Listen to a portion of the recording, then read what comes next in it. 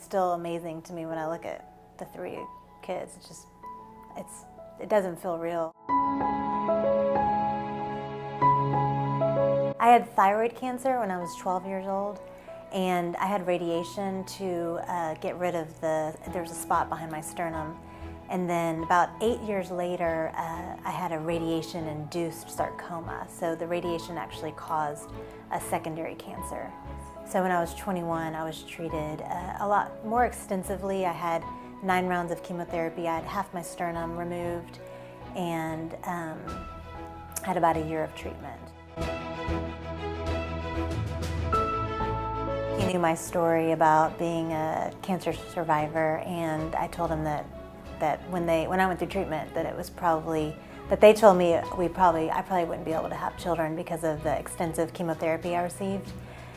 And so we pretty much immediately started talking about adoption, and I just wanted to make sure that all the cards were out on the table and that he knew that it was a possibility that I might not be able to have children. I've never had a problem with adoption, and just figured that whatever happened would happen, and we always had that as a backup.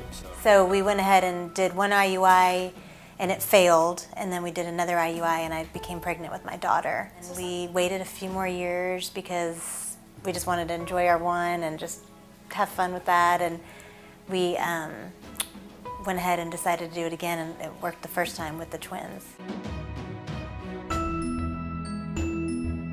She had a cancer diagnosis at a early age, late teens. At that time, we weren't able to freeze eggs consistently with any great survival rates.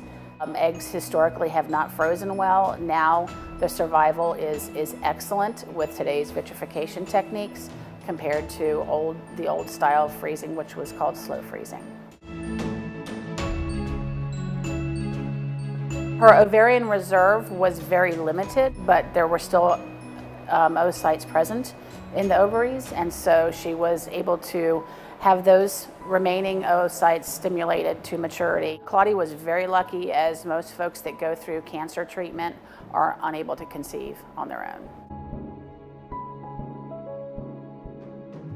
You know, I just never doubted that it would happen, actually. She was the one that was very pessimistic. I think she was just preparing herself for if it didn't happen, but I always felt like that it would happen just because we were meant to have kids together. I think it was until I heard her cry, the first time I heard her cry. I mean, I can remember just sobbing on the table, and the anesthesiologist wiping my face. It was amazing. Does it get any better than this? And just crying the entire way home, nonstop, just looking at this baby and just thinking, we have a family, and it's amazing.